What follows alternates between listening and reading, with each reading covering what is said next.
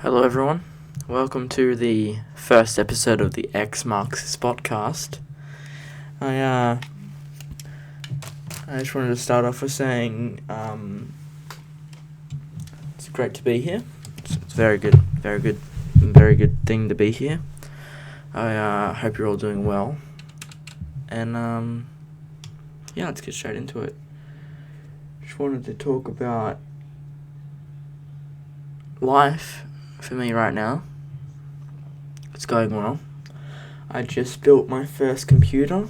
For anyone that cares, it's got an RTX 2060 KO, a Ryzen 5 3600, a 1TB SSD, 16GB running at DDR4, 3200 MHz. That's about all that matters. Plain. And I decided to make this podcast because young Riley Graham, my big brother, decided to make one, and I'm like, you can't make one, I'm gonna make one. And I did make one, and this is it. That's a plane. Guildford Grammar, everyone. Right onto Perth's biggest plain lane. Isn't that just a rocking time? So I don't really have much else to say. I'm excited to get started on this new setup, doing some artwork, playing some games. I got Escape from Tarkov, I've got Rage 2, Squad. I like hyper-realistic military shooters. I'm actually making a media project on a documentary on hyper-realistic military shooters, more specifically Escape from Tarkov. Pardon me. I got glasses. I need reading glasses apparently, and they look fresh. I don't know about you, but I really think that glasses look cool if you've got the right kind. I live an interesting life. Very interesting. God has blessed me tremendously. I go to a school that I could definitely not afford in a million years. I have this nice, amazing setup. Australia has free healthcare. Western Australia is pretty safe from the whole COVID incident so far. Touch wood. But yeah, no, it's been going well. It's been going very, very well.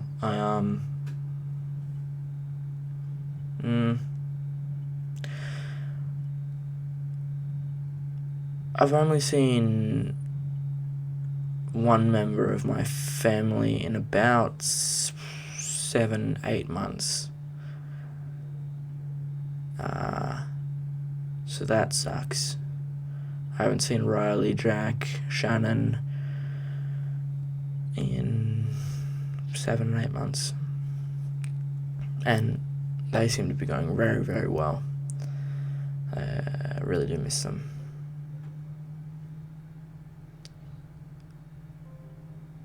Yeah. Anyway, I'm just waiting for Escape from Tarkov to download. 26 minutes left. And maybe I'll put some Escape from Tarkov content up. I don't know.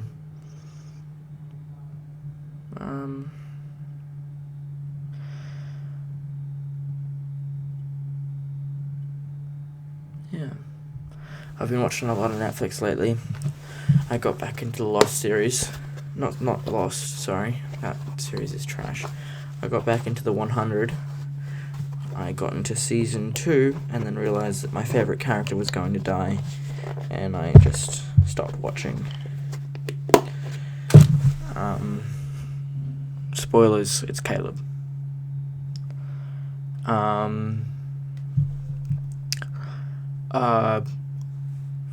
For anyone that knows me, they know that Brooklyn Nine-Nine is my favorite TV show ever. I love that TV show so much. I watched Split, which is the scariest movie I've ever seen, and I really don't do well with scary movies, so to readjust, I watched 6 hours straight of Brooklyn Nine-Nine to up my mood, because scary movies suck. I don't know, I've just been chilling, really. Let me just go through Netflix, see what my list is. Oh, Final Space, hilarious, love that.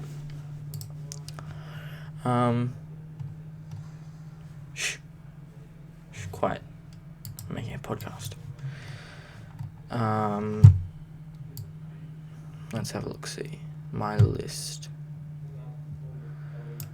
Outer Banks, The Midnight Gospel, holy cow, that has got to be the best chill TV show I've ever seen.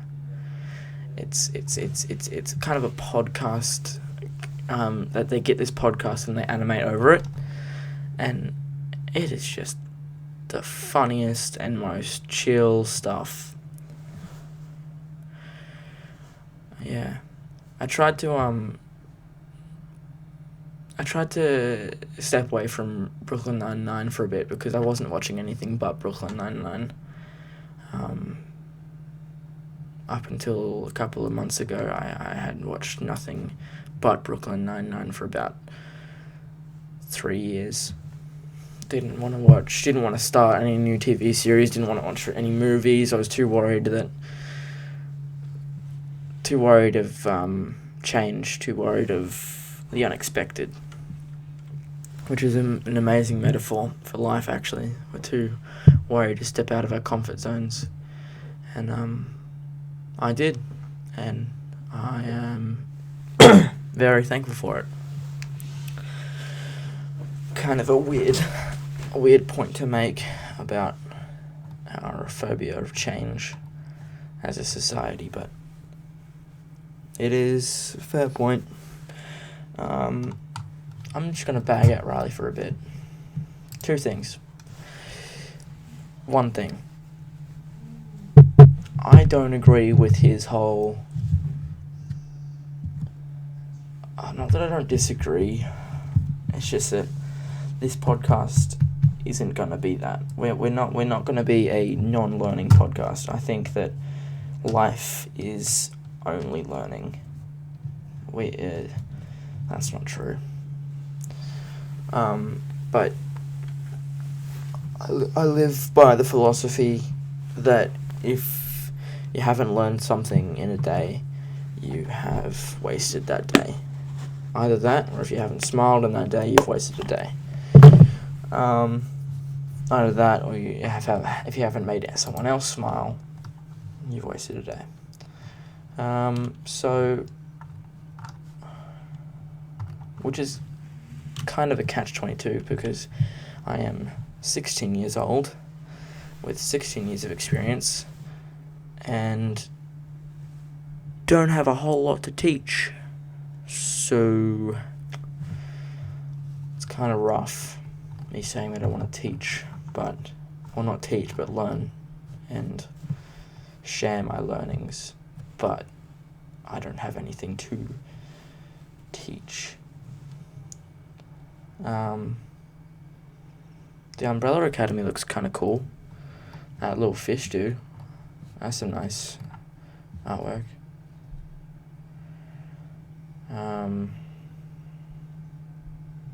The Outer Banks is bull.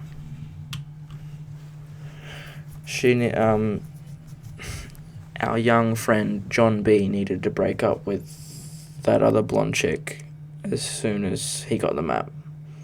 She ruined everything. Everything.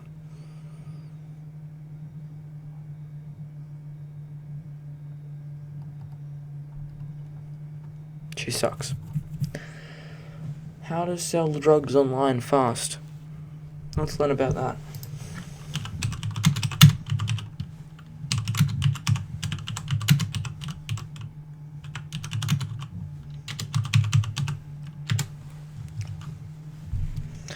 How to Sell Drugs Online, fast, is a German coming-of-age comedy drama web series co-created by Philip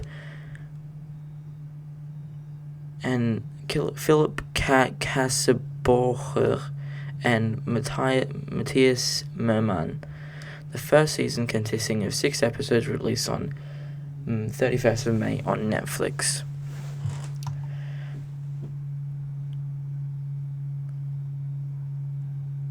To impress his former girlfriend, a nerdy teen starts selling drugs online out of his bedroom and soon becomes one of Europe's biggest dealers. That actually, it's interesting because you see a lot of people these days talking about the dark web and the deep web as if they're the same thing. But in a real sense, they're incredibly different.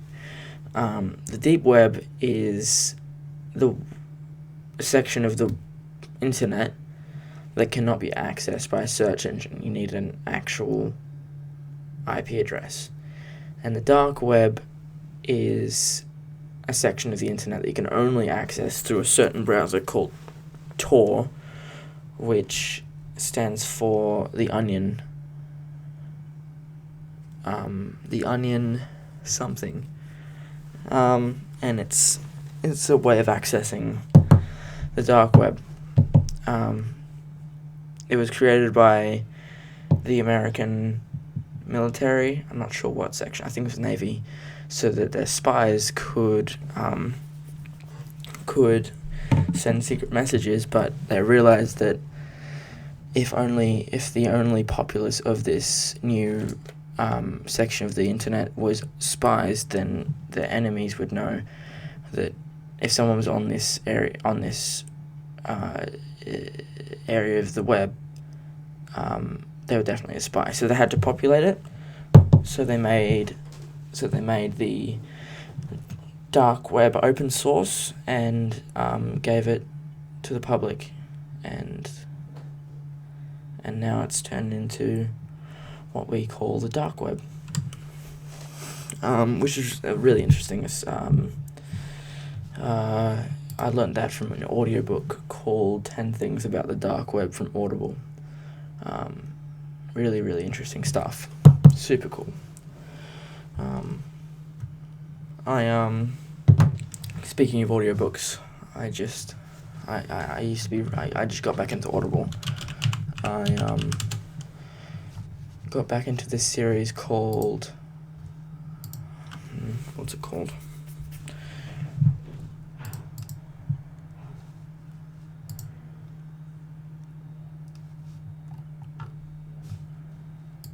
Stand by. My books. Expeditionary Force, which is an audiobook series created by Craig Allinson. He also created titles like he's into fantasy and sci-fi. And this is a science fiction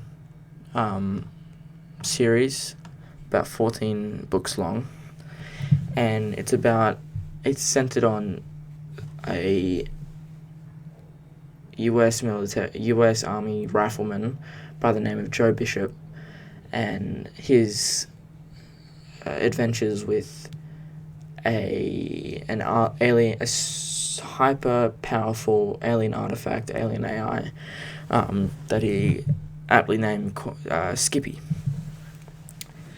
And they protect humanity from being, because there's six of the powerful species in the universe. They're at war with each other. 3 on one side, 3 on the other. On one side there's far out. Man, I haven't listened to it in a while. There's Karath, Theranon, and Maxoltz. and on the other side is the Ruha. No. Yeah. Beetles and Rindaloo. And they're fighting each other, and they're fighting to get just a tiny little leg up on the other one, and the war will be over. It's been going on for thousands of years, but they're so equally matched that no one can get even the slightest advantage. It's just been a stalemate for tens of thousands of years, hundreds of thousands. And so if they ever find out that Earth is housing this incredibly powerful AI from the Elders, which was the first spacefaring species that disappeared, that has since disappeared, they will completely destroy Earth looking for it and everyone on it. So they work to keep humanity a secret, and the fact that they have a incredibly powerful AI a secret. And it's just their adventures in keeping humanity's secret. It's an incredible book. You should check it out. It's called Expeditionary Force by Craig Allenson, narrated by R.C. Bray. How far are we in? It won't tell me. Oh yeah, 16 minutes. I've been really into Joe Rogan lately. It's an ex-fighter that I don't know what his backstory is, but he gets on these very talented guests to tell their stories. And one of them really caught me off guard. Someone I've been following for a while. His name is Matt Walker, and he is a neurologist who specializes in the science of sleep. And it's about 2 hours long, and it talks about the detriments of not having 8 hours of sleep, the detriments of sleeping on your back, the global sleep deficiency, pardon me, and how in America alone there's been a decrease of 2% due to lack of sleep, which you could use to double America's educational spending, which I thought was bewildering and absurd. Oh man, I'm trying not to breathe in the mic. I'm getting really short of breath.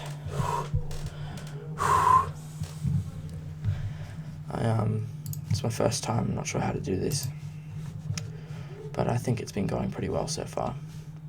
I've been into strategy-based games like RuneScape, Diablo 2, and one that I've gotten into recently is Torn, and I'm really interested in it. It's a text-based MMO, and it's all about huge RPG elements like be whoever you want and whatever, and it's really cool. I've just gotten straight really into it. I'm not going to explain it too far because I look like a real nerd. But yeah, no, I like it, and if you don't like it, then that's cool. Don't at me. Do not at me, brother. Yeah, I freaked out because it said that I live in a boarding house with 50 other 16-year-olds who are actually 4-year-olds. Which is an interesting dynamic. Yeah, it's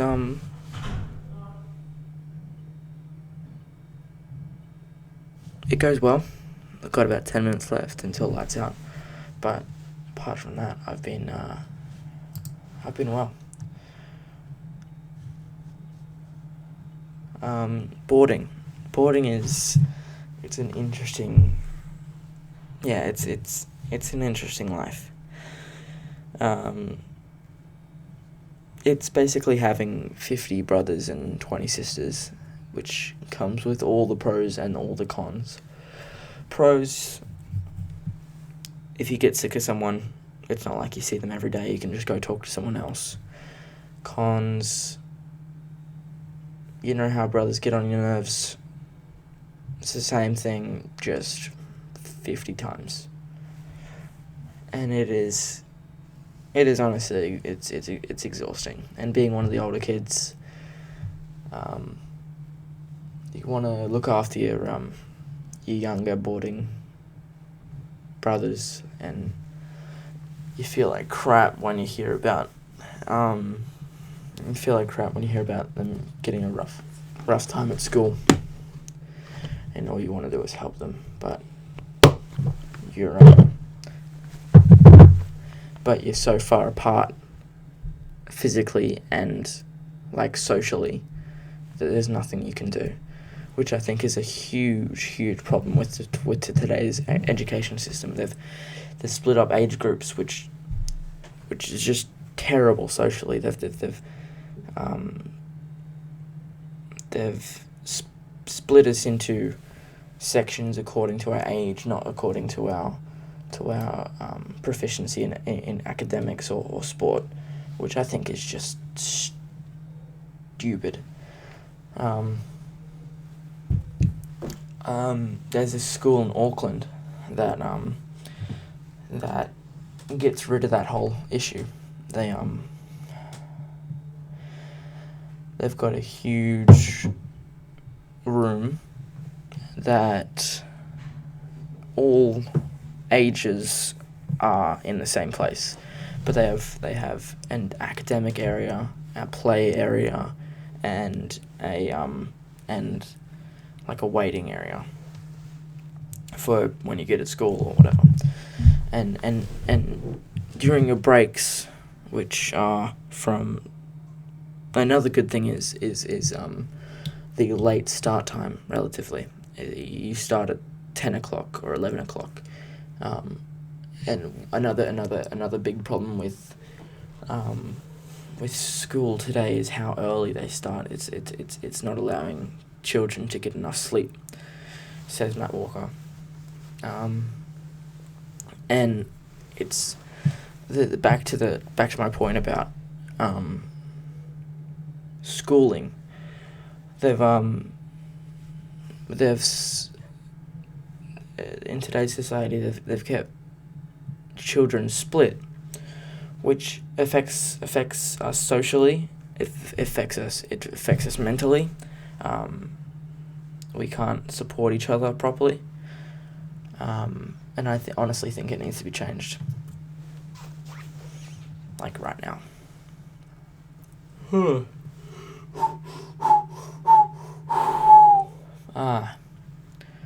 Breathing is hard when there's a mic in your face.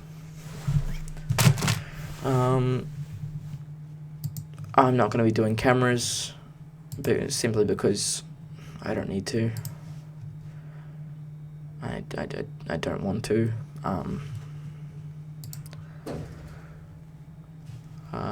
If Riley wants to, that's cool.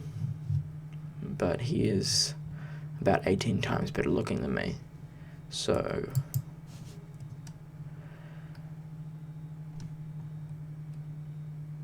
yeah.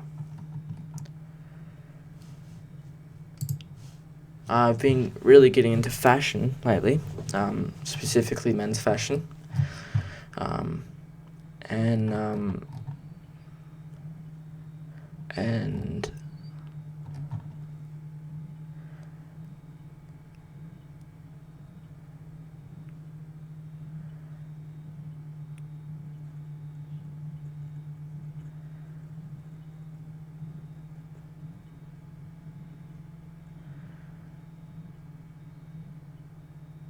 what was I saying? Men's fashion. I bought a suit for the dinner dance, and it looks real dapper. It looks sick.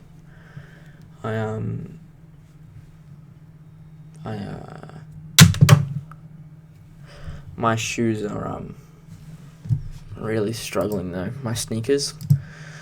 Jack not bought me, but he gave me his Ultra Boost 1.0s, navy blue, that he got from Harley, and Harley, I don't know where he got them, but they are really cool.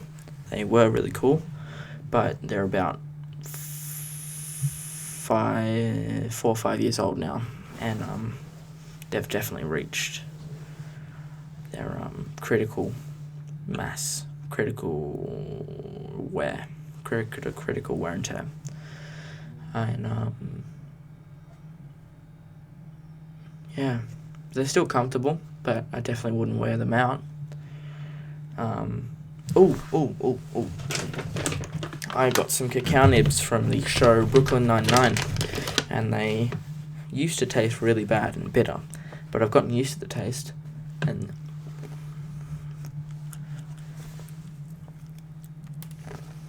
they're really good. Yeah, so good. I actually couldn't sleep at all last night because I ate too many of them, and I looked up why, and it's because they have like 3 times the caffeine of coffee beans, which is fun. Oh, it wasn't last night, it was the day before.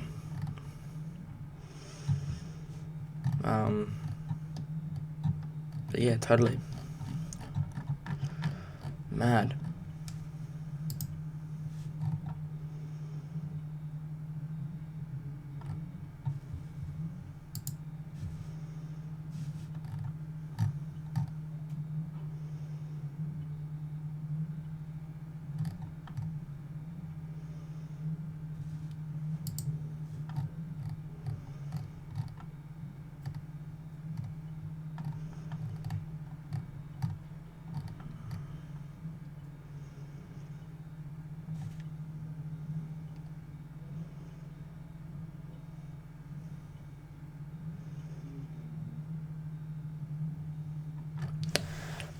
Totally.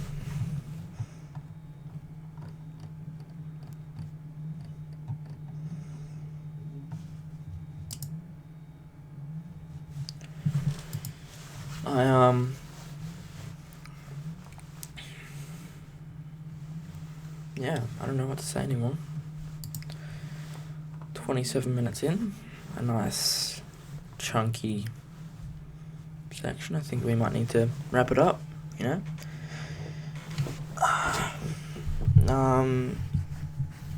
Next episode I might have, I don't know, some EFT gameplay running in the background, or I don't know, something, because the black screen obviously isn't too entertaining, but I doubt people are actually watching the video. They're more putting it on and in the background and doing something else. That's why I think anyway the podcasts are so useful, is you can listen to something and do something with your hands or your eyes while you do it, while you're listening. Like you can draw, you can write. I'm not sure about writing, because I'm not sure about that one. But you can multitask while you're listening to podcasts. I think I'm going to wrap it up there. It's been fun. Thank you guys for having me. And I'm not sure what else to say. I'm not sure if there's going to be a weekly thing, or I don't know, but I sure am enjoying it so far. Very, very, very fun new experience. So I hope everyone is doing well. I hope no car crashes have been had while listening to this podcast, or ever. I hope car crashes stop. And bye.